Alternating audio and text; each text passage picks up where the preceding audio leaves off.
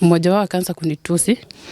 Akaniambia, "Hapa hutaki kuandika lakini huko nje unamwaga maneno." Akaniambia, "Kama hutaki kuandika ondoka." Mliniita ni emergency. Naomba mnionyeshe mtoto ako wapi. In fact kutoka hapo kufunguliwa nilipata ni maiti ya mtoto wangu kwa juu ya meza. Kama amefunikwa kitambaa ya white, kichwa ikiwa imejaa damu. Hi, my name is Kingori Wangeshi, right here on Tuko. Now, as most of you may have seen, we did a story on a student who passed on while in school. And most of you raised the concern that we should do a follow-up on this story because it's a very disheartening story. Very sad, very painful for a parent to lose their child while they are in school.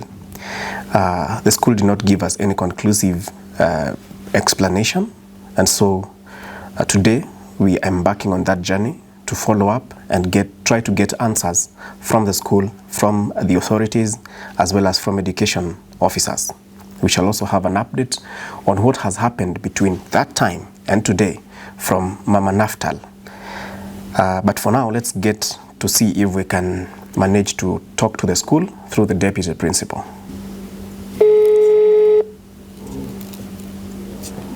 Hello. Hello. Habari mwalimu? Nzuri. Mimi bado naitwa Kingori. Okay. Kingori. Yes. From Tuko Media Limited. Okay. I would have wanted to visit you at the school. Would you be available today? No, but the best thing, when Kingori, just visit or talk to the school principal. Okay. This matter, you can get the number. I know you have the number of the school principal. Yes. Or the addresses that I give you. I went to see the OCS. Okay. But he also referred us to the OCPD and we'll look for him today. So kindly, for school, you can only talk to Madam Principal. Okay. Just Even get on the number. Okay.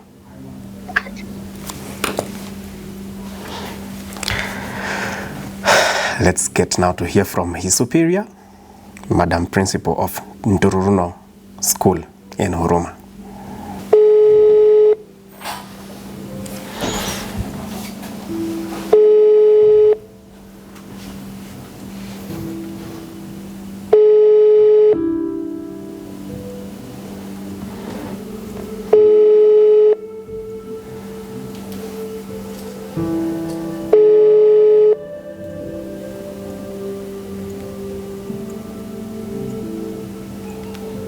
Let's go to the school. Kama nilivyoahidi, tukiwa pale kwa ofisi, tumefika kwa Mama Naftal, tusikie yale yamejiri tangu tuweze kuangazia story yake ambayo ni ya huzuni sana. Mama Naftal, umekuwaje tangu tukue hapa? Sijakuwa vizuri. Manake kiafya nimekuwa sijasikia poa. Tumbo imekuwa ikinisumbua zaidi. Na tulipoachana nirudi pale shuleni. Nikaenda kuchukua vitabu za Naftal. So nikapewa na principal. The same day akanipatia form. Akaniambia kuna form nilikuwa nafaa kujaza. Tukajaza. Sehemu nyingine akaniambia nikuje nimalizie nyumbani kujaza. Ambapo sasa ilikuwa ni Friday. Sasa nikakuja nazo. On Monday nikawa bado sisikii poa. Nikampigia simu nikamwambia sitaweza kufika, sisikii poa, niko kwa matibabu. Akaniambia sawa. Sasa kufika on Tuesday asubuhi nikapigiwa simu na secretary. Akaniuliza kama naweza fika. Nikamwambia ndio ingawaje sisikii poa. Akaniambia sawa. Kidogo tu tena akanipigia simu. Akaniambia kuna wageni wamekuja shuleni wa management. Sasa nikamwambia sitaweza kufika, sisikii poa. Akaniambia sawa, endelea kutumia madawa alafu nitakupigia baadaye. So ikafika baadaye tena akanipigia simu. Akaniuliza umesikia vizuri? Nikamwambia. Akaniambia basi naweza kuja shuleni. Nikaenda na zile documents tulikuwa tumejaza na principal na deputy principal. Kufika pale shuleni nikaambiwa na secretary bado wanaendelea na wageni bado hawajamaliza. Nikakaa nikaongojea wakamaliza, nilika like 2 hours nikingojea. So baadaye walipotoka walikuwa kwa ofisi ya principal, wakatoka kwa ofisi ya principal wakaenda kwa ofisi ya deputy principal. Sasa kutoka hapo ndio nikaitwa, principal akakuja akaniita. Kufika pale wakajitambulisha kwa kuongea, but sikuona ID yao yenye inaonyesha wao ni walikuwa kina nani.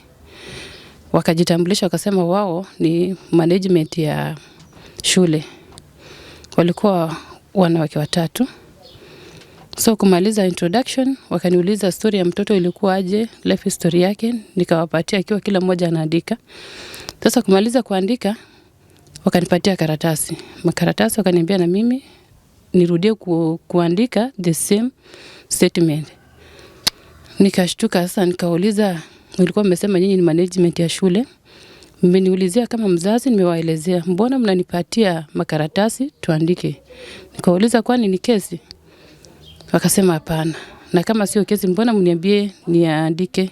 Okay, kama ni lazima nirudie, mnaweza omba mrecord sababu hata nguvu ya kuandika saa hii sina. Sasa pale mmoja wao akaanza kunitusi. Akaniambia, yes, akaniambia hapo hutaki kuandika lakini huko nje unamwaga maneno. Akaniambia kama hutaki kuandika ondoka. Sasa hapo yani ikawa sasa nikakumbuka mtoto wangu sasa amekufia hapa shuleni, sasa itakuwa aje? Naambiwa hivi. Na nilipotoka hapo ni Friday, niliambiwa ni hizo documents nilikuwa narudisha. So sikukuwa aware hii mambo ingine ya pili sasa. Nikawauliza kama itawezekana tafadhali wacha nirudie kuongea mrecord. Wakaniambia hapana. Labda sasa wacha tukuandikie wewe usaini. Nikamwambia haitawezekana mniandikie kitu yenye sielewi. Naweza ongea na ukose kuandika kenye nimeongea. Kwa hivyo siwezi sign kitu yenye sielewi. Nipatie basi muda kama itawezekana kesho ama siku nyingine mniite nitaandika. Lakini kwa saa hii sitaweza. Sasa ikawa kama hatujapelekana vizuri. Sasa nika request principal kama ataweza ruhusu niondoke, akasema hapana. Ikawa sasa uchungu kwa moyo wangu ilikuwa sasa imeamka. Nikawa sasa nimeanza kuomboleza pale nikilia. Sasa principal akanishika akanipeleka kwa ofisi ya deputy ya secretary. Sasa nikiwa pale kwa secretary tukaingia na secretary pale ndani, alikuwa kwa mlango. Venye tuliingia principal akafunga ule mlango wa ndani na wa nje. Nikawa nimerudi pale kwa deputy principal ambapo kwa hao wanawake watatu sasa. Alifunga kwa kifunguo ama alirudisha mlango? Alilock kwenda nje. Akakufungia kwa secretary. Yes. Mkiwa na secretary. Yes. So baadaye sasa ikawa nikapiga simu, nilipigia watu wengi. Yes. Nikapigia sistangu. Ilipidi mpaka nikapigia some elders of our church. Nikamwambia nimefungiwa. So baadaye ikawa kulikuwa na madam alikuwa anapita, alikuwa Madam Frida, ndio secretary sasa akamuita. Juu sasa alikuwa ameona nimepiga simu. Akamuita akamwambia tufungulie. Frida sasa ndiye alikuja kufungua. Sasa baadaye kama Madam Principal akawa amerealize kama nimefunguliwa. Mimi nikatoka pale nikakaa sasa hiyo kiti yenye kwa mlango hapo kwa shule ndani sasa.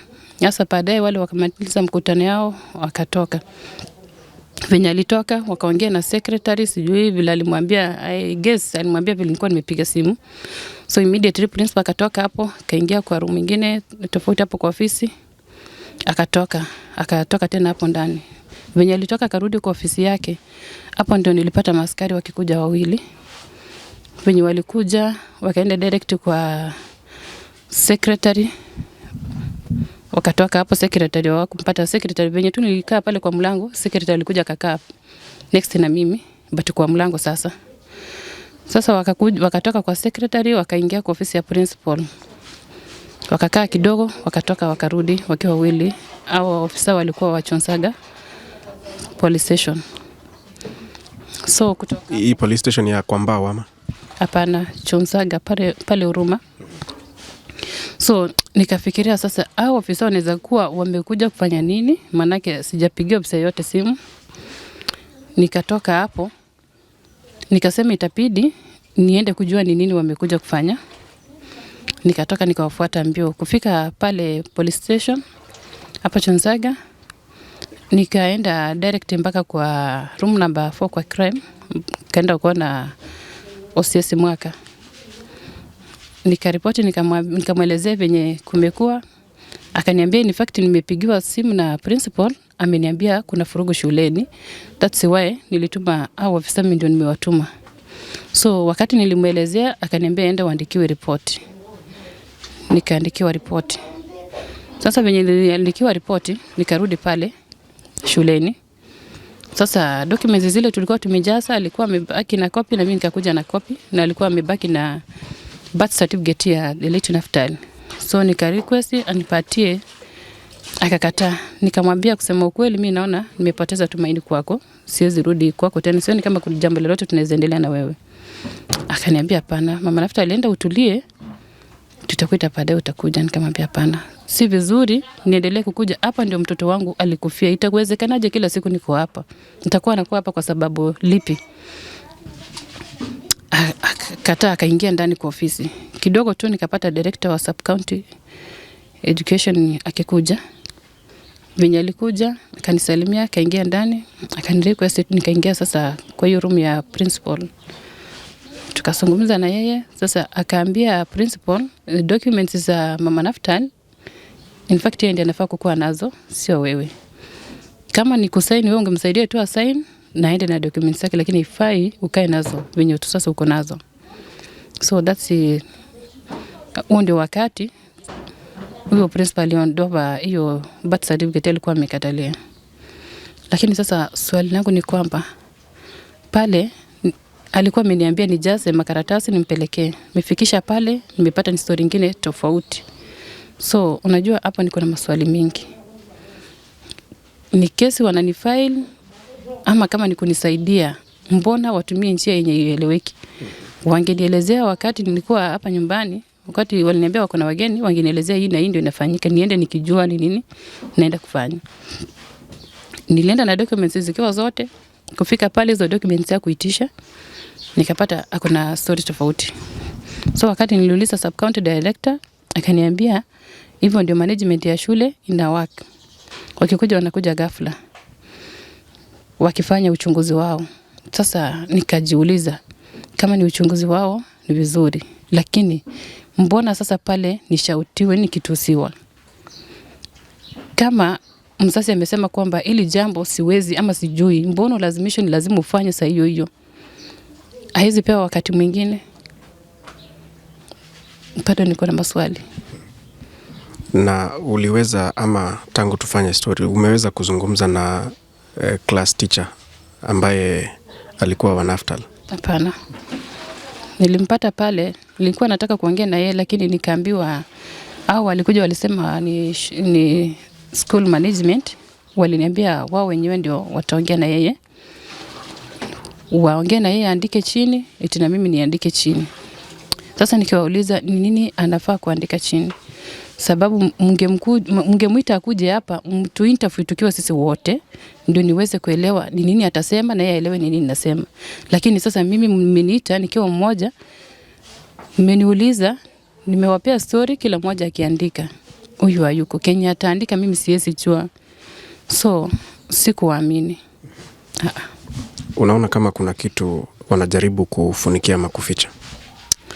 Mimi naona huyu principal kuna kitu anajaribu kufunika. Manake yeye ndiye alikuwa ananinsist lazima nifanye nini? Niandike.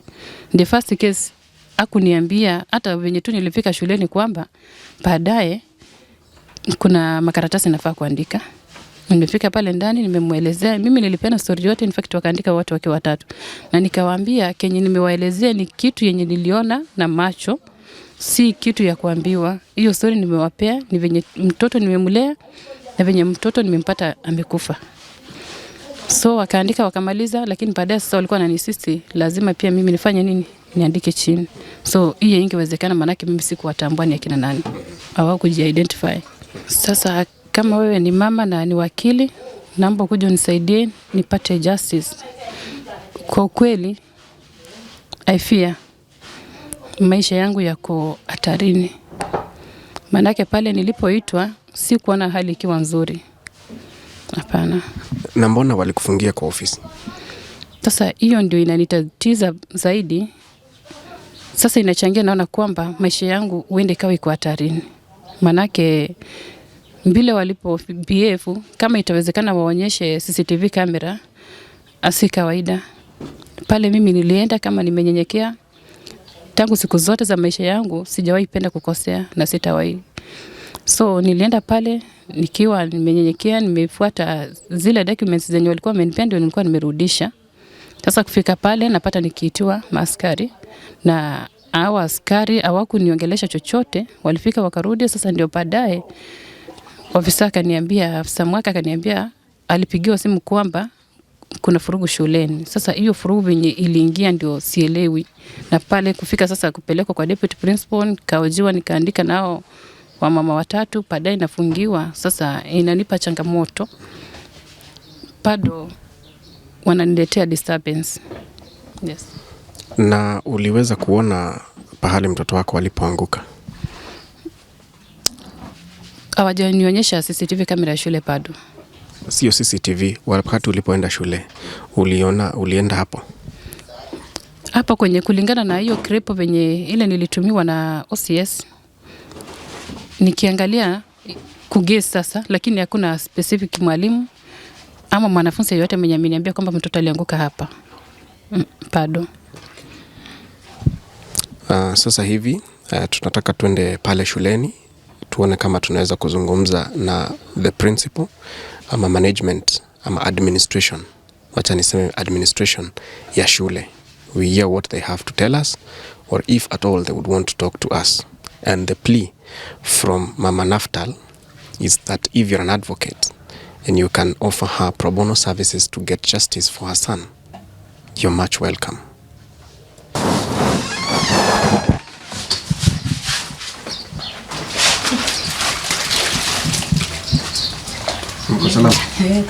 Historia huyu mama unajua. Hiyo siku unajua huyo mtoto tulikuwa na yeye asubuhi. Akaniambia mama Eliza, nunua muti nikuwekee kwa edio yangu imeanguka huku juu. Sasa mtoto kuniambia hivyo, mimi kukuja hapa jioni ninamngoja. Akuja niwekee.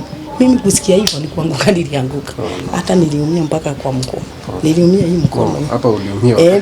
Hiyo maneno. Mimi nilianguka mara moja ya kustuka. Mtoto mlikuwa na yeye asubuhi, alafu naambia mtoto amekufa. Unajua lazima ustuke hata kama ni wewe. Poleni sana. Lakini hiyo shule na mjue vile mtaifanyia juu. Sasa hakuna kitu baya kama mtoto. Unajua mtoto uuma. Tunajaribu kusukuma. Si ndio? Inavaa hivyo. Asante.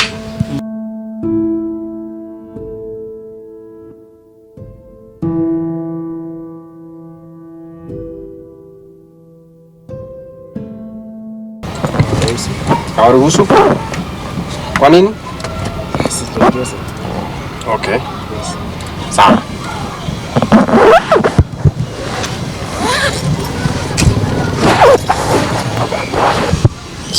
Now, as widely and mostly expected, the administration and specifically the principal of Ndururuno Secondary School has flatly refused to speak to us.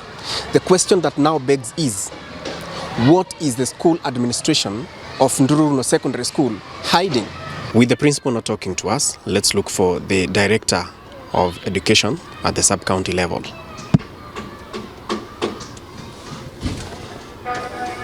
For the sake of his sort of compassion, have mercy on us.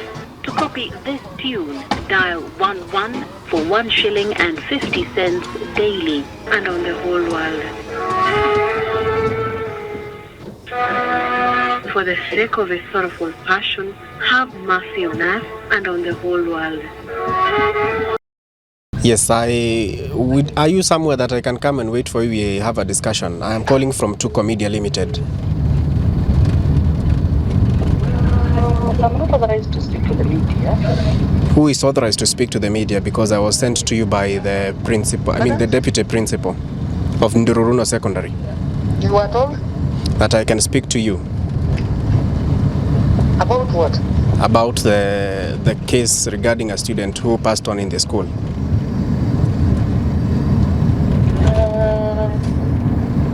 Personally, I'm not authorized. Who is authorized? I'm aware of the case, Who is authorized so that I can go there? Under investigation by the DCI. So who is authorized to speak? Because I would like to have some answers on administrative matters, not the investigation of the case, administrative matters. The other thing is the person above me, so I can refer you to her. Yes, please.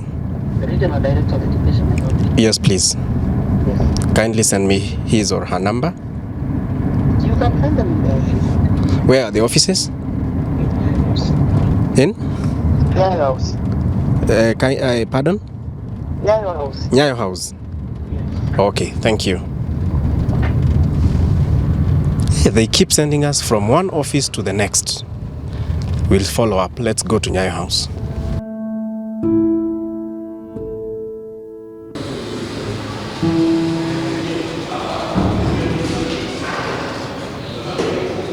Hello, Kinger. Yes, wakili. Yes. Habari ya afternoon. Mzuri sana. I'm actually even watching this very sad video. Yes. Yes. We just received news from Mama Naftal that you've taken up the case. Okay, yes. Yes, for purposes of accountability and general information, you would just introduce yourself. Okay. Yes. My name is William Karoki. Yes. I am the managing partner. Yes. At WKA Advocates. Mm-hmm. We are located along City Park Drive off Limuru Road. Yes. The building is Valley View Office Park on 6th floor. Great. Hello? Yes. Any other information that you might require? Yes. Why did you find it important to take up this particular case? It's quite sad that this has happened. Yet, almost a week later, this lady cannot get justice, and all the possible doors that she expected to have been opened for her have all been shut down, starting from the police station. Also, the school where the son was going to have also decided to distance themselves from this matter. Judging on whatever I've just heard, the deputy principal, who is in charge of the school, does not want to be involved with this matter and says that he cannot comment on this matter. Yet, when he was handed this student, the student was alive and quite well.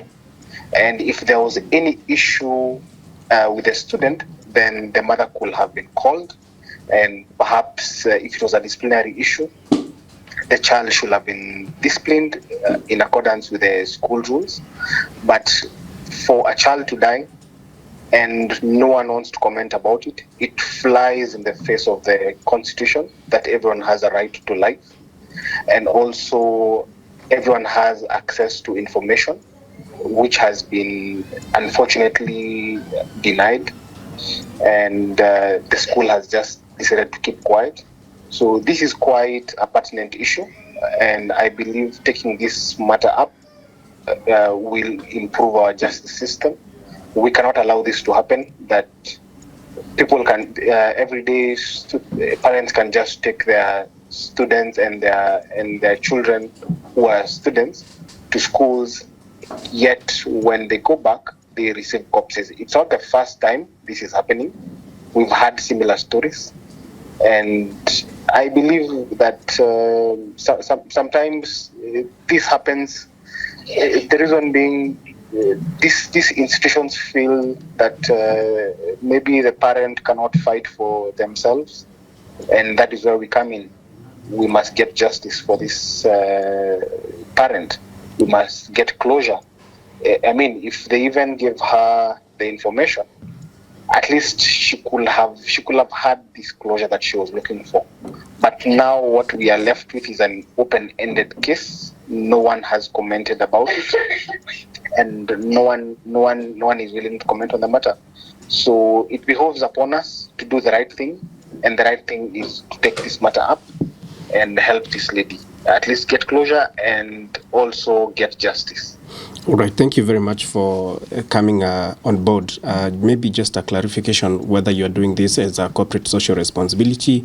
Is it on pro bono basis, or what is going on? I have taken up similar matters before, and we normally do this. I will say it's giving back to the community. As lawyers, sometimes the reason why such cases go maybe untouched is there is a general feeling out here that legal services is I mean, getting access to legal services is quite expensive. So most people shy off from accessing lawyers. But in the real sense, we give back to the community. And since we are also staying in these communities, and again, not every situation requires you to be charging. Sometimes you have to give back, and that's why we are doing this matter on a pro bono basis. And while doing this, we need to bring up the relevant institutions to speed. I know you have done your part. You have highlighted this matter in the media. But the relevant institutions, perhaps they need to take up this matter, and that is how we are going to go about it.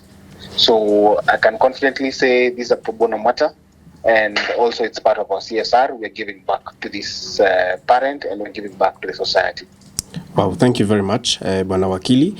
We'll get in touch with you when we'll be going to file the case. I think we'll accompany you so that we follow this matter to the very last step and conclusion that is logical.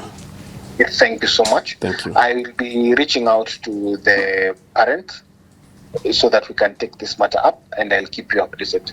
Thank you so much, Wakili. Okay, welcome. At Nyayo House, we found an empty office because apparently the officer in charge, that is the Regional Director of Education, was out of office on official duties, so no report from that office. We also visited the DCIO at Ruaraka Police Station, who has given us a commitment that the investigations are at 90% complete, and he has given us 1 week to go back to him and get a comprehensive report. He said he can't comment on the case as at now, but after 1 week he will have a full report. That is what we've been able to do today, but we also promise you that we'll pursue this to the very end. My name is Kingori Wangeshi. Let's do this and find justice for Naftal.